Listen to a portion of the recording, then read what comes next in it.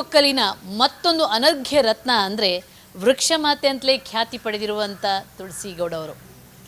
ಇವರು ಮೌನದಲ್ಲೇ ಮಹಾನ್ ಸಾಧನೆ ಮಾಡಿದವರು. ಎಲೆಮರೆಯ ಕಾಯಿಯಂತೆ ಇದ್ದು ಅದೆಷ್ಟೋ ಮರಗಳನ್ನು ನೆಟ್ಟು ಪೋಷಿಸಿ ಸಂರಕ್ಷಿಸಿದ ತಾಯಿಯವರು. ಅಂಥವರು ನಮ್ಮ ಜೊತೆ ಇದ್ದಾರೆ. ನಾವು ಅವ್ರ ಜೊತೆ ಇದ್ದೇವೆ ಅಂತ ಹೇಳೋಕ್ಕೆ ಹೆಮ್ಮೆ ಆಗ್ತಾ ಇದೆ. ತುಳಸಿ ಅವ್ರ ಮಾತು ಕಡಿಮೆ, ಕೆಲಸ ಜಾಸ್ತಿ, ಆದರೂ ಕೂಡ ಅವರನ್ನು ಮಾತಿಗೆ ಎಳೆಯೋಣ. ಅಜ್ಜಿ ನಮಸ್ತೆ. ಅಜ್ಜಿ, ಈ ಗಿಡ ನೆಡಬೇಕು, ಮರ ಉಳಿಸ್ಬೇಕು, ಬೆಳೆಸಬೇಕು ಅಂತ ನಿಮಗೆ ಚಿಕ್ಕಂದಿನಲೇ ಬಂತ, ಅಲ್ಲ ನರ್ಸರಿಗೆ ಹೋಗಿ ಕೆಲಸ ಮಾಡಿದ್ಮೇಲೆ ಅನಿಸ್ತಾ? ನರ್ಸರಿಗೆ ಹೋಗಿ ಕೆಲಸ ಮಾಡಿದ್ಮೇಲೆ ಅವ್ರಿಗೆ ಕಾರ್ಡ್ ಪೋಟ್ರಲ್ಲ, ಈಗ ಹೊಸಬರು ಬರ್ತಿರಲ್ಲ, ಅವರಿಗೆಲ್ಲ ಗೊತ್ತಾಗೋದಿಲ್ಲಲ್ಲ. ನಾವಿಲ್ಲಿ ಹಳ್ಳಿ ಮೇಲೆ ಉಳ್ದವ್ರಲ್ಲ, ಅದು ಬೀಜ, ಮುತ್ತಿ ಬೀಜ, ನೆಲ್ಲಿ ಬೀಜ, ಹುಣಸೆ ಬೀಜ, ಕಿಂದಾಳು, ಹೊನ್ನೆ ಇಂಥ ಬೀಜ ಎಲ್ಲ ಗೊತ್ತಾಗ್ತಿದ್ದಲ್ಲ. ಸ್ವಲ್ಪ ಅವ್ರು ಆಗ ಆಕೇಸಿ ಹೆಚ್ಚಾಗಿತ್ತು ಮಾಡೋದು. ಆಕೇಸಿ ಬೇಡ, ಈಗ ತಡಕ್ಕೆ ಸಾಯ್ಬ್ರು, ದೊಡ್ಡ ಸಾಯ್ಬ್ರೆಲ್ಲ ಹೇಳಿದ್ರು ಆಕೇಸಿ ಮಾಡೋಕ್ಕಾಗ ಅಂದ್ರೆ ಈಗ ಬಾಕಿ ಜಾತಿದೇ ಮಾಡಬೇಕು. ನಮ್ಮ ರೈತರಿಗೂ ಬೇಕಾಗ್ತಿದ್ದು, ಎಲ್ಲರೂ ಬೇಕಾಗ್ತಿದ್ದು, ಆ ಕೆಲಸ ಮಾಡಬೇಕು. ಈಗೂ ಅಕೇಸಿ ಮಾಡೋದು ಬೇಡ ಅಂತೀರ, ಅಕೇಸಿ ಮಾಡೋದಿಲ್ಲ ಈಗ. ಬರೀ ಹಿಂಗೆ ಜಂಗ್ಲಿ ಗಿಡ, ಜಂಗ್ಲಿ ಅಂದರೆ ಹೊನ್ನೆ, ಹುಳಿಸೆ, ಮತ್ತಿ, ನೆಲ್ಲಿ ಇಂಥ ಗಿಡನೇ ಈಗಾರು ಮಾಡೋದು. ಅಕೇಶೆ ಯಾಕೆ ಬೇಡ ಅಂತೀರಾ? ಏನು ಅದು ಸೆಲ ಆಗೋದಿಲ್ಲ ಅಂತ ಗದ್ದೆಗೆಲ್ಲ ಪೆಟ್ಟು ಬರ್ತಿದ್ದು, ಮನುಷ್ಯರು ಪೆಟ್ಟು ಬರ್ತಿದ್ದು, ಅದು ಮಾಡೋದಿಲ್ಲ ಅಂದರು. ಮೊದಲು ನೀಲಗಿರಿ ಮಾಡಿದ್ರು, ನೀಲಗಿರಿ ಗಿಡ ಮಾಡೋದು ಬೇಡ ಅಂದರು. ಅಕೇಶಿನೂ ಮಾಡೋದು ಬೇಡ ಅಂದರು. ಈಗ ಬಾಯಲ್ಲಿ ಜಂಗ್ಲಿ ಗಿಡ, ಮಾವು, ಹಲಸು, ಹುಳಿಸೆ ಇಂಥ ಗಿಡ ನಮಗೆ ಬೇಕಾದಂಥದ್ದೇ ಮಾಡ್ತೀರಿ. ಆರಂಭದಲ್ಲಿ ಏನು ಕೆಲಸ ಮಾಡ್ತಿದ್ರಿ ನರ್ಸರಿಗೆ ಹೋದಾಗ? ನೀವು ಏನು ಪಗಾರ ಒಂದು ಸ್ವಲ್ಪ ಸಿಗುತ್ತೆ ಅನ್ನೋ ಕಾರಣಕ್ಕೆ ಹೋಗ್ತಿದ್ರಿ? ಅಲ್ಲಿ ಪಗಾರ 1 ರೂಪಾಯಿ ಕೊಡೋದಾಗಿತ್ತು. ಆಗ ಹೋಗೋದು ಎಲ್ಲರೂ ಹೋಗಿ 1 ರೂಪಾಯಿ ಸಿಕ್ಕಲಿ ನಮಗೆ ಅಂತ ಹೋಗೋದು. ಅರ್ಧ ಮಂದಿ ಹೋಗಿ ಮಾಡಿದ್ರು 1 ವರ್ಷ 2 ವರ್ಷ ಮಾಡಿರೋದು, ಪಗಾರ ಎಲ್ಲ ಪೂರೈಸೋದಿಲ್ಲ ಅಂದ್ಬಿಟ್ರು. ನಾನು ದಿನಕ್ಕೆ 1.5 ರೂಪಾಯಿ, 1.25 ರೂಪಾಯಿ ದಿನಕ್ಕೆ. ಇಡೀ ದಿವಸ 2 ಹೊತ್ತು ಹೋಗಬೇಕು. 12 ಗಂಟೆ ಬರೋದು, ಊಟ ಮಾಡೋದು, ಮತ್ತು ಅಲ್ಲಿಗೆ ಹೋಗೋದು.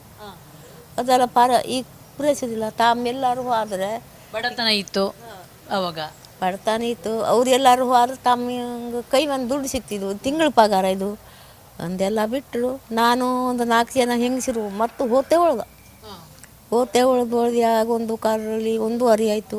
ನಮ್ಮ ಸಾಹೇಬ್ರ ಹತ್ರ ಕೇಳ್ತೀಯ, ನಮ್ಮ ಪಗಾರ ಪೂರೈಸೋದಿಲ್ಲ, ನಮ್ಗೆ ಹೆಚ್ಚು ಕೊಡಿ ಅಂತ.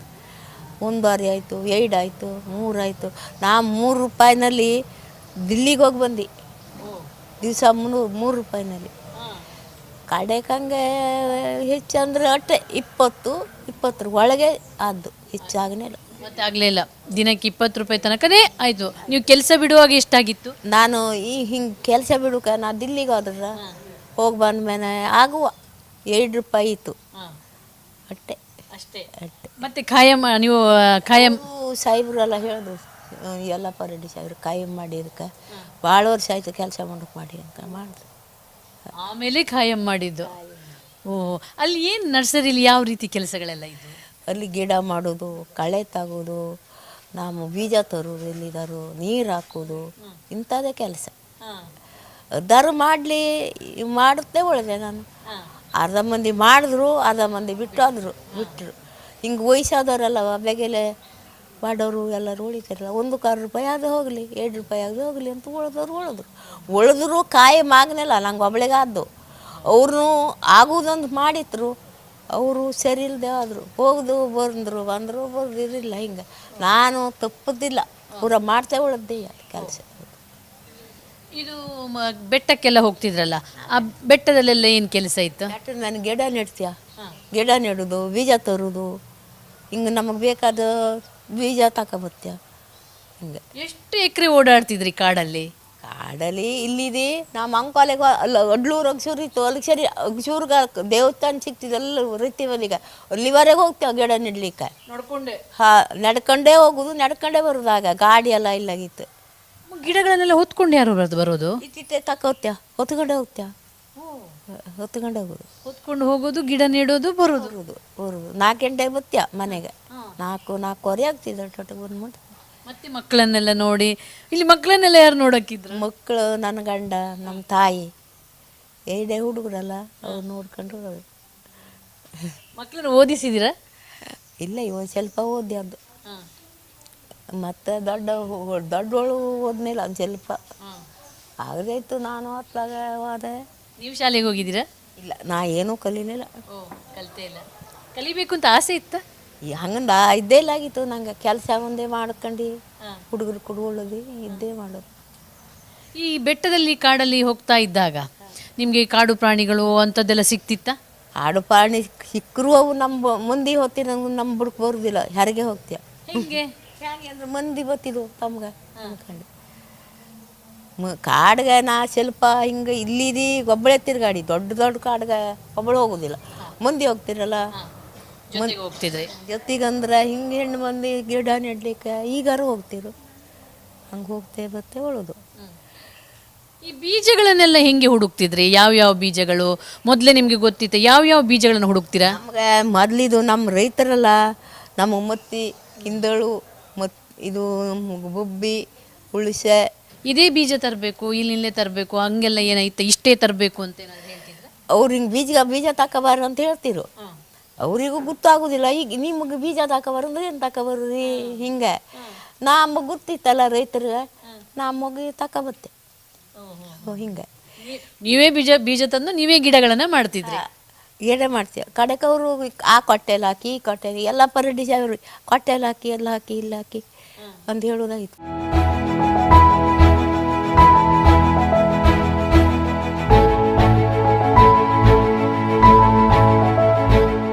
ತುಳಸಿ ಅಜ್ಜಿ ಯಾವತ್ತಿದ್ರೂ ಕೂಡ ಪ್ರಕೃತಿ ಮಧ್ಯೆನೇ ಹಸಿರ ಮಧ್ಯೆ ಇರೋಕ್ಕೆ ಇಷ್ಟಪಡುವವರು. ಅವರನ್ನು ಹಸಿರ ಮಧ್ಯೆ ತಂದರೆ ಅವರಲ್ಲಿ ಹೊಸ ಚೈತನ್ಯ ಮೂಡುತ್ತೆ. ಮಳೆ ಇತ್ತು, ಹಾಗಾಗಿ ಒಳಗೆ ಮಾತಾಡಿಸಿದ್ವಿ. ಈಗ ಪ್ರಕೃತಿ ಮಧ್ಯೆನೇ ತರೋಣ. ಅವರನ್ನು ಪ್ರಕೃತಿ ಮಾತೆ, ವೃಕ್ಷ ಮಾತೆ ಅಂತಲೇ ಕರೀತಾರೆ. ಅಜ್ಜಿ, ನಿಮ್ಮನ್ನು ವೃಕ್ಷ ಮಾತೆ ಅಂತ ಯಾರು ಕರೆದ್ರು ಮೊದಲು? ನಮ್ಮದು ಎಲ್ಲ ಪರಡಿ ಸಾಹೇಬ್ರಿದ್ದಾಗ ಅವರೇ ಕರೋದು. ಏನು ಹೇಳಿದ್ರು? ಹಂಗೆ ನಮ್ಮ ಗಿಡ ಮಾಡ್ತೀರಲ್ಲ, ಕಾಡಿನಲ್ಲಿ ಉಳಿತೀವಲ್ಲ, ಹಂಗಂತ ಕರೋದು. ಹಂಗಂತ ವೃಕ್ಷ ಮಾತೆ ಅಂತಲೇ ಹೇಳ್ಬಿಟ್ರು. ನೀವು ಯಾವಾಗ ಏನು ಹೇಳಿದ್ರಿ ಅವರಿಗೆ? ನಾವು ಏನು ಹೇಳಲ್ಲ ಅವ್ರಿಗೆ. ಯಾವಾಗ ನಾವು ಬಂದೆ ನಮಸ್ಕಾರ ಒಂದು ಮಾಡೋದು ಒಟ್ಟೆ. ಅವ್ರು ಮತ್ತೇನು ನಂಗೆ ತರಿಸ್ಕೊಡೋದಿಲ್ಲ.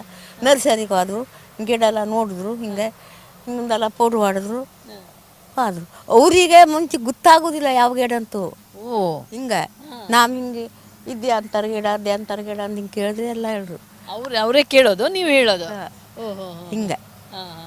ಈಗೆಲ್ಲ ಸ್ವಲ್ಪ ಹಿಂಗೆ ಹುಡುಗರೆಲ್ಲ ಎಲ್ಲ ಗೊತ್ತಾಗೋದಿಲ್ಲ. ಈಗಿನ ಮಕ್ಕಳಿಗೆಲ್ಲ ಗೊತ್ತಾಗಲ್ಲ. ಈಗ ಅಜ್ಜಿ, ನಿಮಗೆ ಈ ರೋಡಿಗೆ ಗಿಡಗಳನ್ನು ಕಡಿಯೋದು, ಈ ಮನೆ ಕಟ್ಟಕ್ಕೆ ಕಟ್ಟಡ ಕಟ್ಟಕ್ಕೆಲ್ಲ ಗಿಡಗಳನ್ನು ಕಡಿಯುವಾಗ ನಿಮಗೆ ನೋವಾಗಲ್ಲ? ನೋವಾಗ್ತಿದ್ದು. ನಮ್ಮ ಕಡಿಬೇಡ, ನಮ್ಮ ಕಣ್ಮುಂದೆ ಕೊಡೋದಿಲ್ಲ. ಈಗ ಅವ್ರನ್ನೂ ಕೇಳ್ತಿರಲ್ಲ, ಡಿಪಾರ್ಟ್ಮೆಂಟ್ನವ್ರು ಕೇಳ್ತಿರು. ನಮ್ಮ ಮನೆಗೆ ಯಾವಾಗ ಓದಿತ್ತಲ್ಲ ಮನೆಗೆ ಅವ್ರು ಕೇಳ್ಕೊಂಡು ಕಡೋದು. ನಾ ತಕೋಗಿ ಒಂದು ಹಿಂಗೆ ಹೇಳ್ತಿರು. ದೊಡ್ಡ ಮಡಿಗೆಲ್ಲ ಕಡೋದು ಬೇಡ ಅಂತ.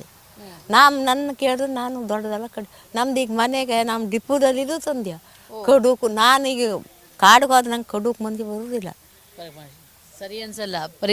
ಪರಿಸರ ಇದ್ರೆ ನಾವಿರ್ತೀವಿ. ಅದಕ್ಕೆ ಈಗಾರು ನಾ ಎಂಥದ್ದು ಕೊಡುವುದಿಲ್ಲ. ನಮ್ಮ ಹುಡುಗರಂತ ಬೇಕಾದ್ರೆ ಜಣ್ಣ ಅಂತ ಕಡದೆ ಬೇಜಾರಾಗುತ್ತೆ. ಈಗ ರೋಡಿಗೆಲ್ಲ ಕಡಿಯುವಾಗ ನೀವು ನೋಡುವಾಗ ನಿಮ್ಗೆ ಏನು ಅನ್ಸುತ್ತೆ? ಕಡಿಬೇಡಿ ನೀವು ಒಂದು ಹೇಳ್ತಿ. ಈಗ ನೋಡಿ ನಮ್ಮ ಮನೆ ಮುಂದೆ ಮಡಗಿವ ಅದು ನಾಮೇ ಡಿಪಾರ್ಟ್ಮೆಂಟ್ನಲ್ಲಿ ನೆಟ್ಟದು. ಈಗ ದೊಡ್ಡ ಆಗ್ಯ ಅದು ಕಡೋದಿಲ್ಲ. ಅವರು ಅಟ್ಟು ಬುಡ್ಕಲ್ಲ ಕಡೋದಿಲ್ಲ. ಯಾರಿಗೋ ಕಡಿದ್ರು, ನಮ್ಮ ಮುಂದೆ ಕಡೋದಿಲ್ಲ. ನಿಮ್ಗೆ ನೀವು ಈ ಹೊಸ ಹುಡುಗರು ಇದ್ದಾರೆ, ಅವ್ರಿಗೆ ಏನು ಹೇಳಕ್ಕೆ ಇಷ್ಟಪಡ್ತೀರಾ? ಕಡಿಬೇಡಿ ಅಂದೇ ಹೇಳ್ತೀಯ. ಅವರು ಹುಡುಗರಲ್ಲ, ಅವ್ರಿಗೆ ಅನುಭವ ನಮ್ಮ ಹಂಗೆ ಗೊತ್ತಾಗೋದಿಲ್ಲ. ಕಾಡು ಕಡಿದ್ರೆ ಏನಾಗ್ತಿದೆ ಅಂತ ಗೊತ್ತಾಗೋದಿಲ್ಲ. ನಮ್ಮ ಕಾಡಿದ್ರೆ ನೀರಿತ್ತು, ನೀರಿದ್ರೆ ಹಿಂಗೆ ತಂಪು ಹೊಳಿತಿದ್ವು, ಅವು ಗಾಳಿ ಬತ್ತಿದ್ವು, ಎಲ್ಲ ಬತ್ತಿದ್ದು. ನಮಗೆ ಗೊತ್ತಾಗ್ತಿದೆ, ಅವ್ರಿಗೆ ಗೊತ್ತಾಗ್ತಿದೆ, ಹಿಂಗಾಗ್ತಿದ್ವು. ಈಗ ನಮ್ಮ ಬೆಚ್ಚಲ್ಗೆ ಹೋದ ಏನು ಉರಿ ಉರಿ ಉರಿ ಹಿಂಗೆ ಕಾಡಿದ್ರೆ ಅಲ್ಲಿ ನಿಂತರೆ ತಂಪು ಚಂದ ಆಗ್ತಿದೆ. ಅದಕ್ಕೆ ನಮ್ಗೆ ಗೊತ್ತಾಗ್ತದೆ, ಅವ್ರಿಗೆ ಗೊತ್ತಾಗೋದಿಲ್ಲ. ನಿಮಗೆ ಪದ್ಮಶ್ರೀ ಪ್ರಶಸ್ತಿ ತನಕ ಬಂತು. ಹೌದು.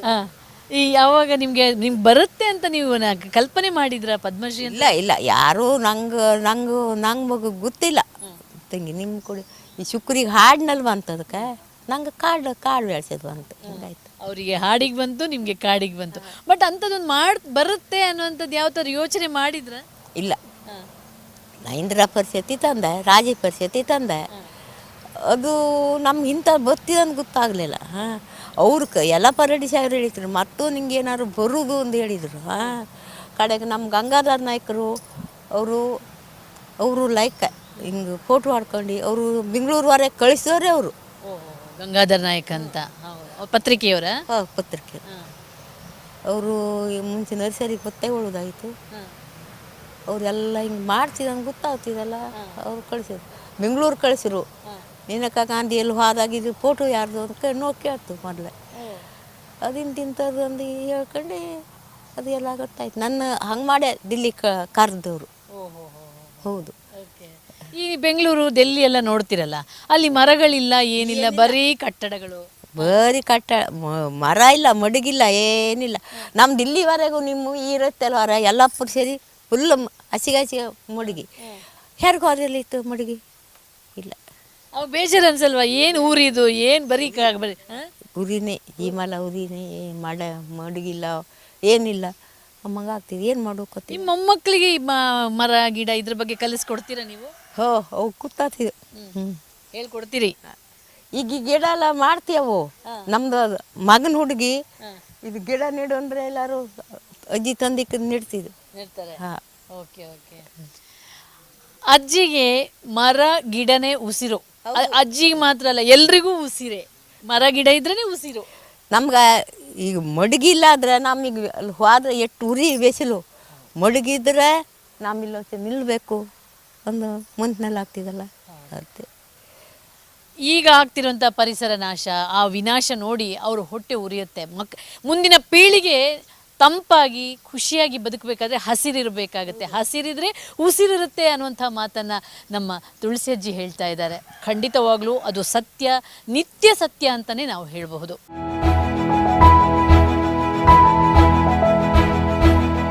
ವಿಜಯ ಟೈಮ್ಸ್ ವೆಬ್ಸೈಟ್ಗೆ ಲಾಗಿನ್ ಆಗಲು www.vijayatimes.com ಅಂತ ಟೈಪ್ ಮಾಡಿ. ಯೂಟ್ಯೂಬ್ಗೆ ವಿಸಿಟ್ ಮಾಡಲು ವಿಜಯ ಟೈಮ್ಸ್ ಅಂತ ಟೈಪ್ ಮಾಡಿ. ಫೇಸ್ಬುಕ್, ಟ್ವಿಟರ್, ಇನ್ಸ್ಟಾಗ್ರಾಮ್ ಅನ್ನ ವಿಜಯ ಟೈಮ್ಸ್ ಅಂತ ಟೈಪ್ ಮಾಡಿ, ಫಾಲೋ ಮಾಡಿ. ವಿಜಯ ಟೈಮ್ಸ್ ಅನ್ನ ಸಬ್ಸ್ಕ್ರೈಬ್ ಮಾಡಿ, ಲೈಕ್ ಮಾಡಿ, ಶೇರ್ ಮಾಡಿ, ಬೆಲ್ ಬಟನ್ ಅನ್ನ ಒತ್ತಿ. ನಿಮ್ಮ ನೆಚ್ಚಿನ ವಿಜಯ ಟೈಮ್ಸ್ ಆಪ್ ಇದೀಗ ಗೂಗಲ್ ಪ್ಲೇಸ್ಟೋರ್ನಲ್ಲೂ ಲಭ್ಯ. ಗೂಗಲ್ ಪ್ಲೇಸ್ಟೋರಿಗೆ ಹೋಗಿ ವಿಜಯ ಟೈಮ್ಸ್ ಆಪ್ ಅಂತ ಟೈಪ್ ಮಾಡಿ, ಫ್ರೀಯಾಗಿ ಡೌನ್ಲೋಡ್ ಮಾಡಿಕೊಳ್ಳಿ. ನಿಮ್ಮ ನೆಚ್ಚಿನ ಎಲ್ಲಾ ಸುದ್ದಿಯನ್ನ ತಪ್ಪದೆ ವೀಕ್ಷಿಸಿ.